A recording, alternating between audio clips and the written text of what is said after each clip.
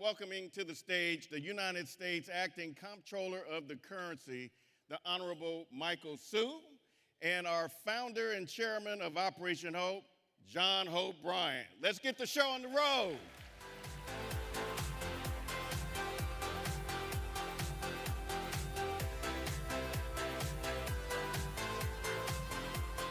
Hello, Atlanta. Oh, no.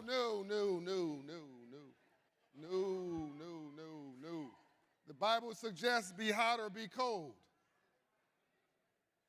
If you're lukewarm, I'll spat you out. Translation, even God is not like mediocrity. You don't do it with both feet. Be passionate or be nothing. You can't get half pregnant. I guess some people can. One more time, after all the energy my team put in to hosting 5,200 leaders from 40 states in the largest meeting for financial inclusion in the world, good evening.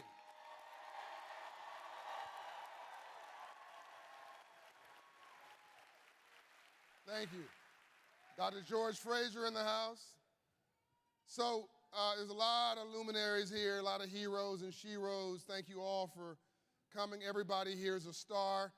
I'm with a star. My friend Michael Hsu is the comptroller of the currency. That may not mean much to most of you when I say it, but let me contextualize it. There's about $15 trillion, well, he regulates about $15 trillion of banking assets. About 70 cents of every dollar in the banking system in the largest economy in the world is regulated and overseen by him. JP Morgan Chase, Wells Fargo, help me out, Citigroup, all the big money players roll up through the OCC. This is important for several reasons, present and historical.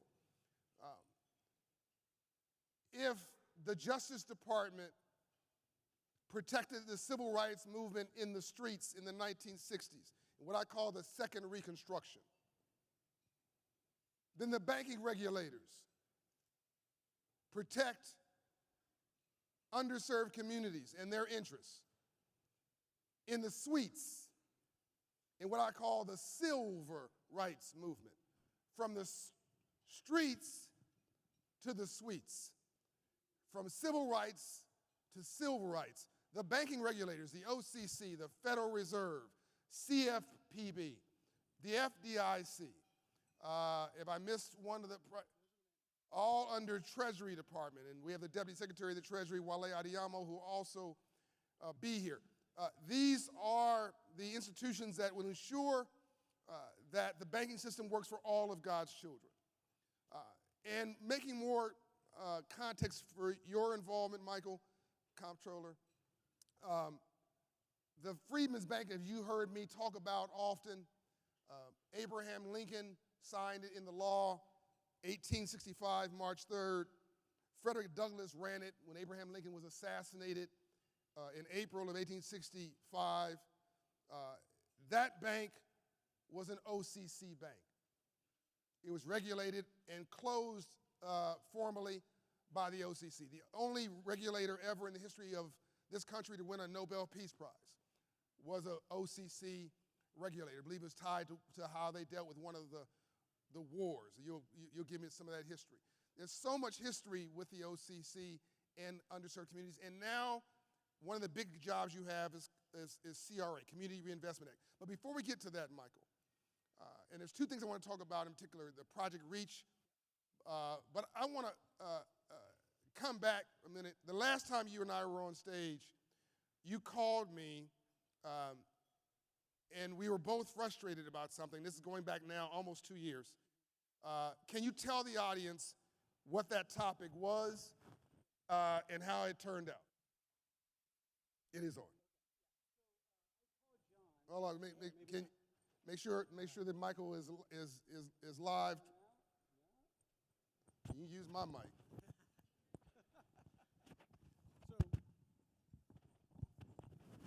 time. How about now? Nope. Nope. Okay, all right, a little bit. So, okay, good. Thank you. Sorry. So I had reached out to John. I was about to get undressed. I had reached out to John a couple years ago when crypto was rising. And one of the things that caught my attention very early on, there were some stats, some surveys showing that the owners of crypto were disproportionately people of color, people who are young, and people who are underbanked. Sorry, the secondary owners of crypto. Well, right. But there was a lot of interest. Yeah. And that worried me and us because there were a lot of risks with crypto. And this is back in 2021 when everyone was just kind of going to the moon. And we saw some risks. And the first question is why? Why are folks who are younger, who are underbanked, communities of color so interested in crypto? And part of it was there was a lot of distrust of the traditional banking and finance system. Yeah. Right? Traditional banks had left a lot of communities behind. And I think that's something we've talked about. Yeah. And part of CRA is to remedy that. It's really to address that. But you had a lot of folks saying, hey, traditional banking has not served me and my community, and there's this thing over here, let me go do that. And so I understand that, but we saw a lot of risk with it. So we wanted to have this conversation. Is this healthy or not for communities of color, folks who are trying to get stood up? And I think our conclusion was there's a lot of risk there. There's an awful lot of risk there. And I would say some players preyed on people of color and underserved communities because the presumption was, right or wrong, that they were less sophisticated, not as financially literate, maybe more emotional. Whenever you make an emotional decision, it's the wrong decision.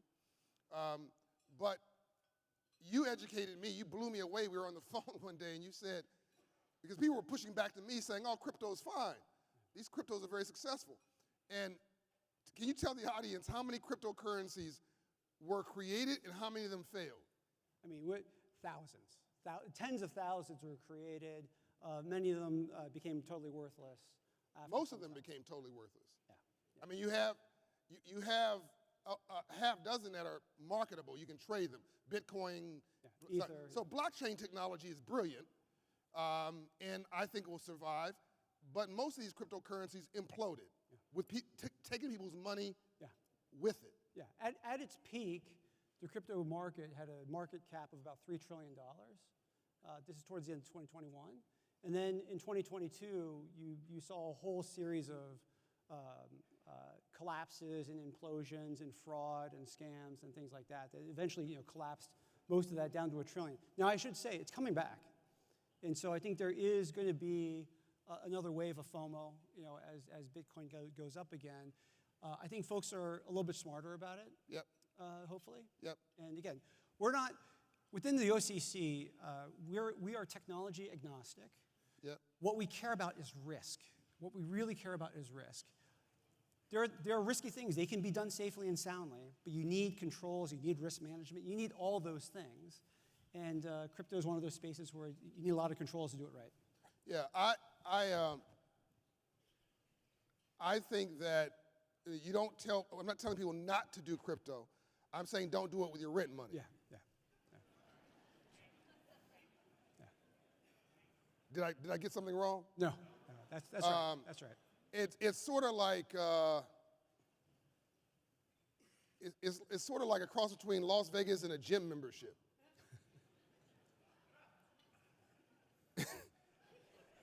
I mean, it's sexy, it's interesting, but it's as good as you use it. Yeah. And there's no assets underneath them. And a couple of the cryptocurrencies are now using the U.S. currency to peg the dollar, to peg the value of the cryptocurrency. And by the way, for those who are uneducated or forgot, they want you to forget, the U.S. dollar is what they were supposedly running away from when they did all this, because it was after 2008 when you had this economic crisis. People didn't trust traditional banking and Wall Street as they have every right. It was a huge disappointment. Well, and the criticisms of banks are valid. Yeah. I want to make super clear, this is not a get-out-of-jail-free card for banks. Yeah. Banks need to do better, period. They need to do better in terms of inclusion, in terms of fairness, Absolutely, financial yeah. access, all of those things. And so when I talk to bankers about crypto, I try to emphasize, okay, right, the banking system dodged a bullet Yep. by not having crypto create contagion within the banking system, but now we have work to do Yep. within the banking industry to make sure, between CRA, Project Reach, all the things that we spend a lot of time on. And by the way, full disclosure, I've got crypto in my own house. My wife, Shatra, who's here, is an investor in crypto. She loves it and has made money at it, and she keeps rubbing my nose in it. So I'm not saying don't do it. I'm saying don't spend your rent money on it. Don't use money you actually have to use for your livelihood on it. If you got some extra money and you want to speculate, then this is as legitimate a speculation as anything else. And some of them will turn out to be very good investments, if you want to call it that. There are a lot of things that you should consider, but I want you financially literate, and then once you're financially literate, make all the decisions you want. Let's now pivot. So thank you for that. We brought attention to it. We warned people about a crash. A crash came right after we warned people of it. And we had a lot of those who were in crypto came to us thanking us and saying this needs to be regulated. I actually think it'll be more valuable once it's regulated. It's a whole nother conversation. Every other investment, you correct me if I'm wrong, every other thing that got regulated became more valuable. Banking became regulated, became more valuable. The stock market became more regulated, became more valuable. Bonds became more regulated, became more valuable. Am I off base here? Well, because, so, each of these markets is a little bit different. I can talk about banks. Yeah. Why does that work? Because the regulation helps achieve trust. At the end of the day. Yeah, I'm not supporting regulation. At the end of the day, Government, but John, this is an important point. Like, Yeah. trust doesn't come out of nowhere, That's right. right? And if you leave entities to their own devices, sometimes they'll build that trust and sometimes they won't. In a lot of the non-banking world, it's totally fine. That's capitalism. That's how corporate capitalism works.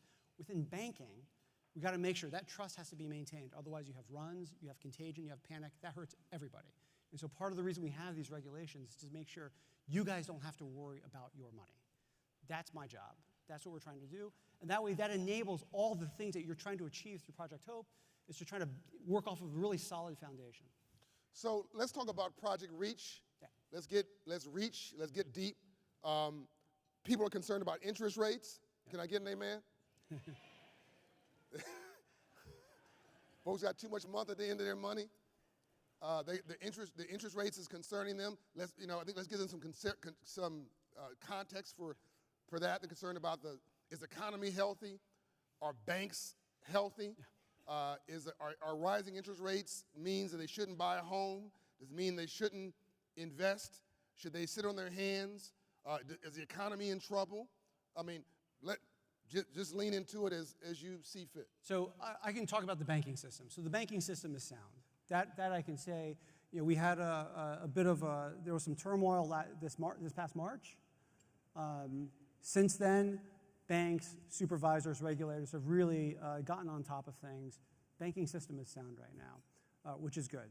Rates are up, and I think one thing that we've forgotten a bit, this is a bit more of a normalized rate environment. That's right. We've gone through a really long, unusual period of low interest rates. Yeah. That's highly unusual. This is more of a normalized environment. Back in the 70s, you had double-digit interest rates. It was like 14% interest rates. Even higher. It was 18. I think the highest was 18%, like 1989 or something like that. Yeah. So, free money is pretty rare. Yeah. And you're probably not going to see 1, 2, 3% interest rates again in your lifetime. I don't know about you, but in like late 21, I was refinancing everything I had. I think I refinanced my nephew. He's here somewhere. I'm like, this party is going to end. You go far enough to the North Pole, you end up south. And we have never seen that kind of cheap money before, and I don't think we're going to see it since. But but 6-7% is actually normal. And what it requires is you have to be especially financially literate. When interest rates are low, when they're basically zero, you can get away with a lot of things without putting a lot of time and thought and effort into it. Now you got to think through, what am I going to do with my money? How am I going to save? How am I going to pay my bills? How am I going to borrow for the things that I want and need right now? How am I going to retire? How am I going to build wealth? All of that becomes a bit more complicated when rates are elevated. But I think that's the job we have to do. That's on us to make sure that folks have that financial literacy, and that the banking system is providing the right services and products to folks so they can realize those things. Yeah. We're almost out of time. In fact, I think we are out of time. That went real fast. What I want to get to in a couple minutes here is what you're doing with Project Reach. Yeah.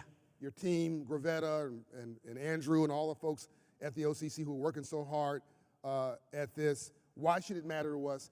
And let me just say this. There are very few times where being black or Latino, or I'll even give you a pass, Asian, well,